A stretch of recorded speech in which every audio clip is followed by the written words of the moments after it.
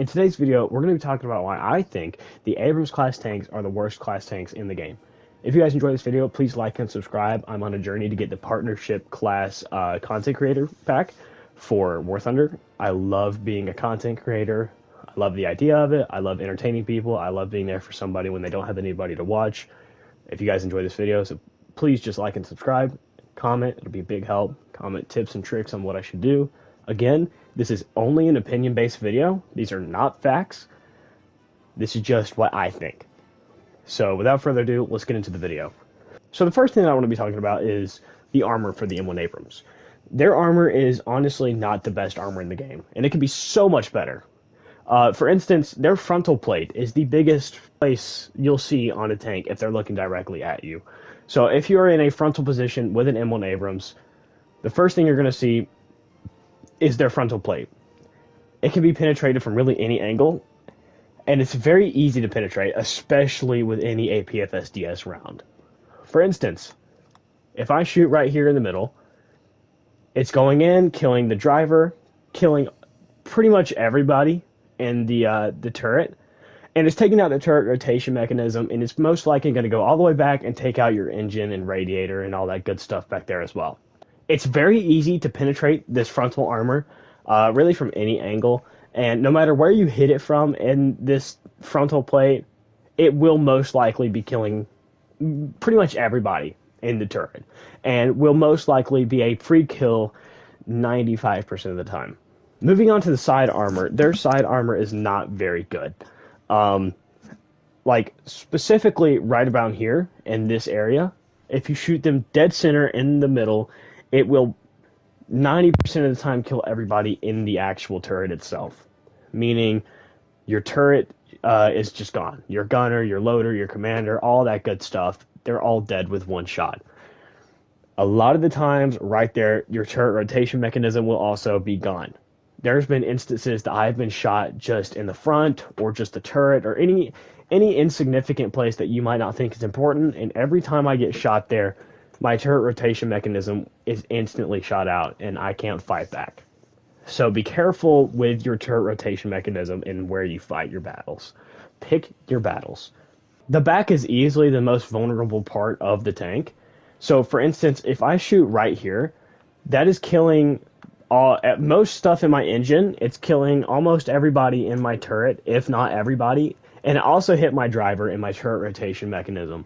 A lot of the times it's also going to take out your breach and a lot of other good stuff in there that you just don't want being taken out. So something you got to focus on is never point the back of your tank towards an enemy, ever.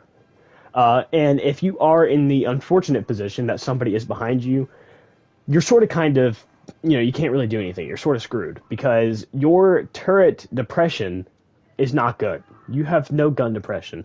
If you turn it around, you have a good 6 inches of clearance between the bottom of this engine right here and your barrel. It's not good whatsoever. You can't really look down.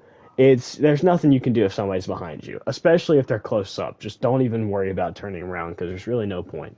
So just be careful and have that always in your mind. Moving on to the upper part of your tank, you have your turret. Your turret armor is not the best either, but it is a little bit stronger than your chassis armor. So for instance, right here, these plates that say, for me, they said W1 because I'm in the M1A1 clickbait, but they're very weak. They're actually the weakest part of your tank. They have 4 millimeters of armor. And if you guys can't tell, that's not the best. You really don't have much to worry about if it's from here. If it's like a frontal position head-on, a lot of the times it's going to not penetrate or it's going to ricochet or anything along the lines of that. You don't really have much to worry about.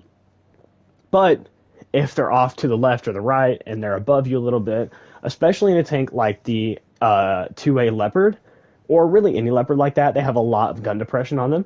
So if they're above you looking down, there's really not much you can do.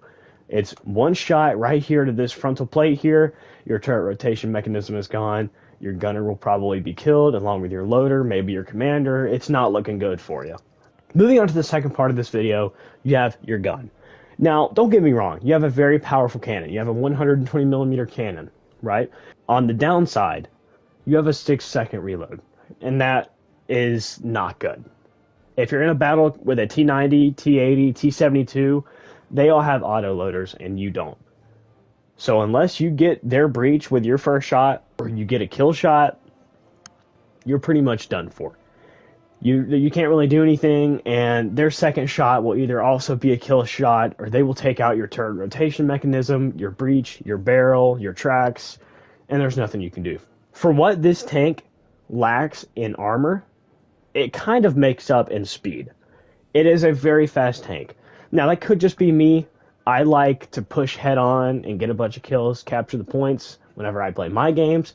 It could just be me, and that's why I'm getting killed easily. That's why I don't think they have good armor. Maybe this tank is supposed to be played a lot from the back, more of like a sniping tank and not just a Russian head-on tank. I don't know. Honestly, whatever fits your play style can determine how good this tank is for you. But at the end of the day, it's not the best tank. Whenever it comes to fighting against leopards and chieftains and T-80s, T-90s, really any Russian tank, any Chinese tank, any British tank, really any tank at this BR, you have a significant disadvantage. You don't have good armor, you're very fast, and you have a good gun, but really, that doesn't matter if you don't have a tank to actually use. So use your tank wisely. Again, a lot of this is from my opinion.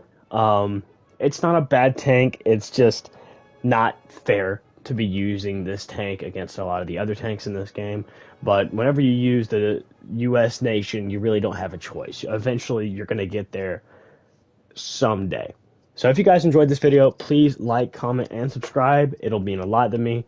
I am trying to get the partnership pack, and I can't really do that without your guys' help. It'll be a big help, and I'd really appreciate it if you guys help me out on this. Thank you so much for taking a little bit of your time out of your day to watch this. It means a lot, and hopefully I help some of you guys out. Thank you so much for watching. If you guys want to come back next video, please just turn on notifications. Thank you guys so much, and you guys have a wonderful day. Goodbye.